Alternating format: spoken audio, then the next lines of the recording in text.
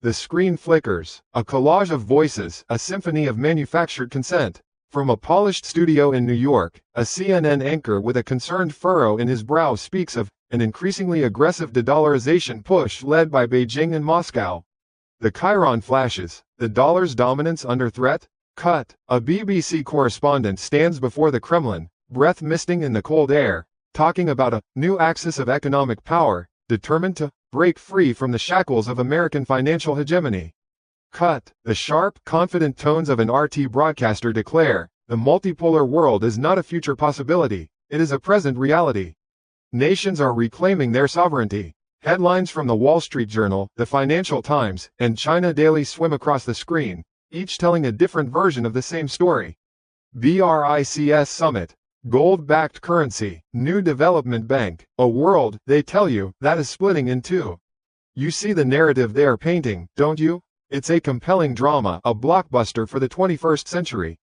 On one side, the aging American empire, clinging to its exorbitant privilege, weaponizing its currency to punish its rivals. On the other, the rising powers of the East, the BRICS nations, uniting to forge a new system, a fairer, more equitable system, free from Washington's control. It's a story of rebellion, of David versus Goliath, of the downtrodden rising up. It's a story designed to make you choose a side, to root for the challenger or to fear for the incumbent. It's an expertly crafted lie. You think this is a battle for the world's soul? You believe this is a genuine struggle between competing ideologies? Let me ask you a question. What if I told you this epic conflict is nothing more than a carefully choreographed stage play?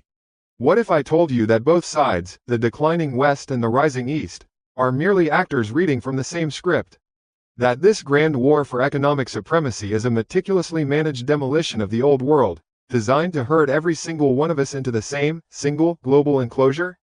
This isn't a war, it's a controlled demolition. Look beyond the sound bites and the saber rattling. See the situation for what it truly is, a chessboard. They want you focused on the pieces, the white king of the West, the red dragon of the East.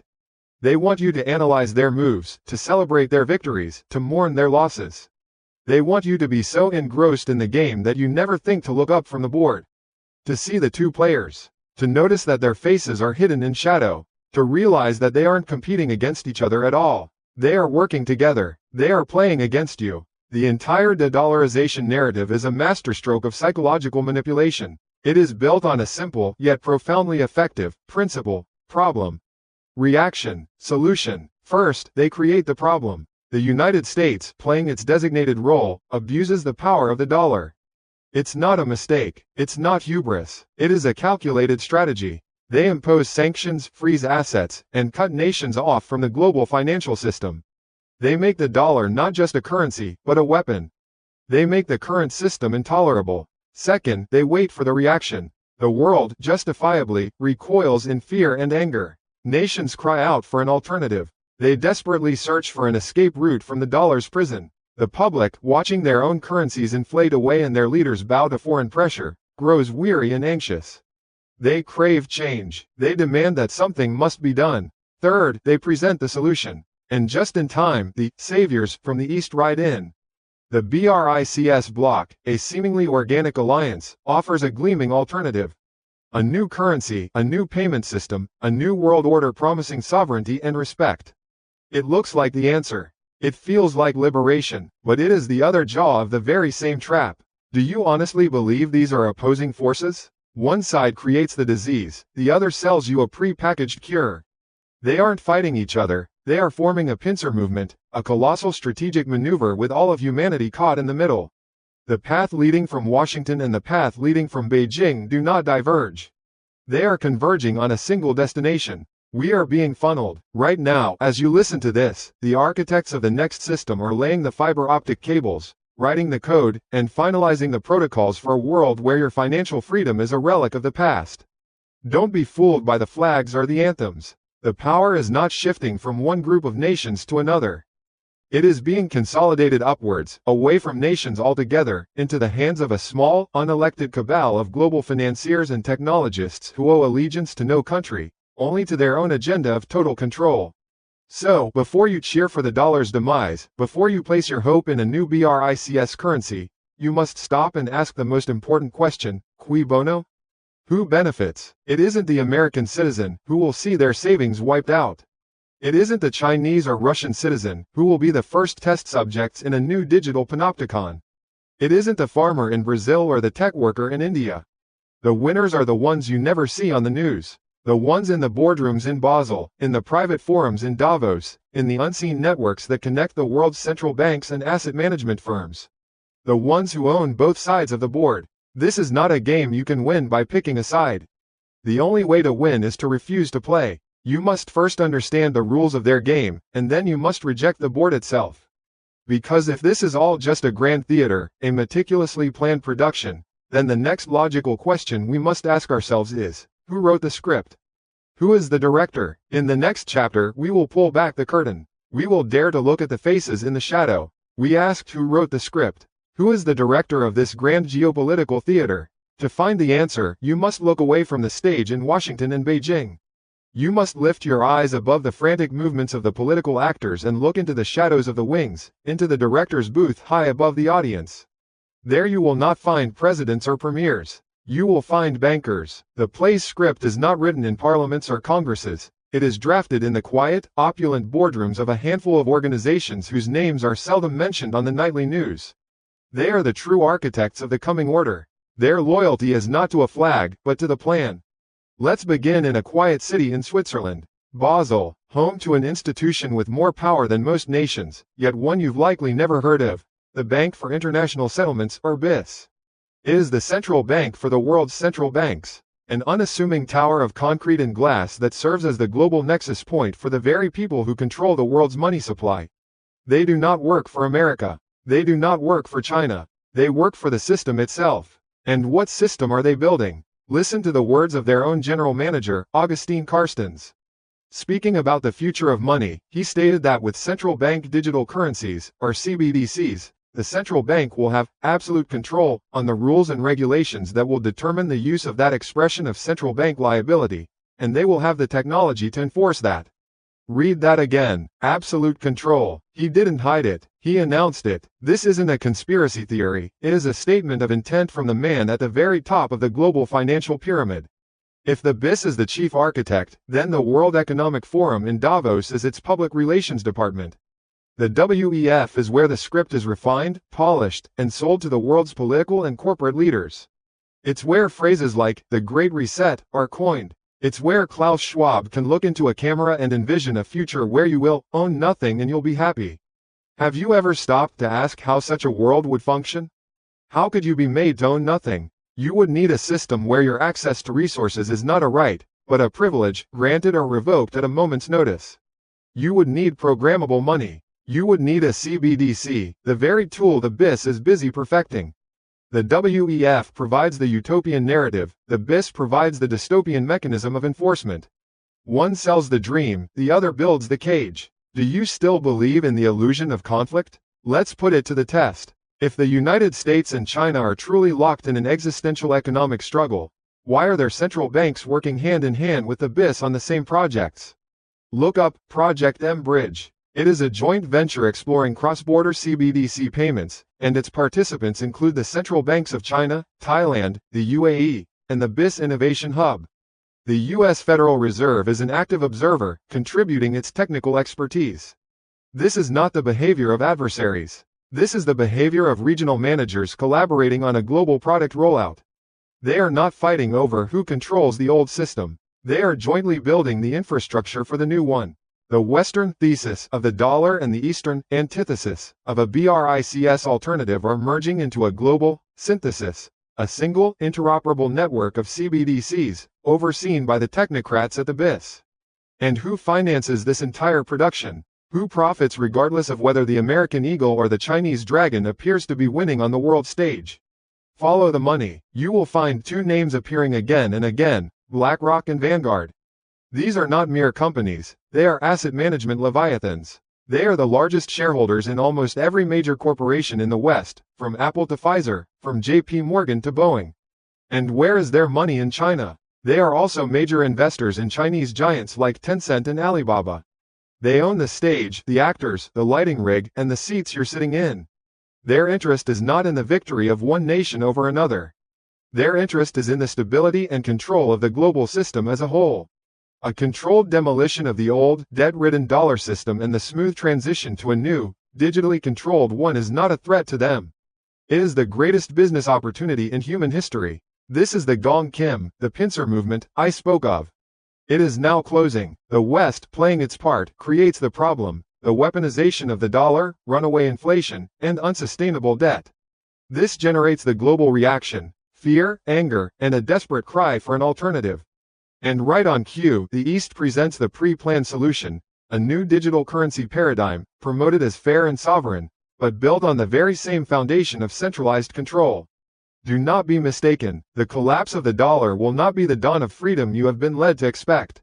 It will be the final push into the digital panopticon. It will open the door to a new form of servitude, one far more subtle and absolute than any that has come before. When your money is purely digital and centrally controlled, your life is no longer your own. Every transaction you make is recorded. Your ability to buy and sell can be suspended with the flick of a switch for wrongthink, for attending a protest, for an undesirable social credit score. They can program your money to have an expiration date to force you to spend it. They can restrict what you are allowed to purchase, too much gasoline this month, no more meat for you. This is not hyperbole, this is the absolute control they openly speak of. The prison needs no walls and no bars. The prison is in your digital wallet, and the warden is an algorithm. We have now pulled back the curtain. We have seen the faces in the shadows. We know who is writing the script, who is directing the play, and what the final act entails. The stage is set, the actors are in position, and the demolition of the old world is proceeding exactly as planned. The question is no longer who they are or what they want. The only question that matters now is this. As the curtain on this digital prison begins to fall, is there any way out? We have walked through the director's booth. We have named the architects and examined their blueprints. And at the end of that dark corridor of truth, you are left with a single, suffocating question. Is there any way out? It is natural to feel a sense of despair. It is a calculated effect. To see the sheer scale of the board, to recognize that the two opposing kings are in fact a single entity, is to feel like a powerless pawn. This feeling of helplessness is perhaps their greatest weapon. It breeds apathy, it encourages surrender, it whispers in your ear that the tide is too strong, the plan too vast, and that the only sane course of action is to simply brace for impact and hope for the best. This is a lie, it is the final illusion you must dismantle. Your greatest enemy is not the banker in Basel or the technocrat in Davos.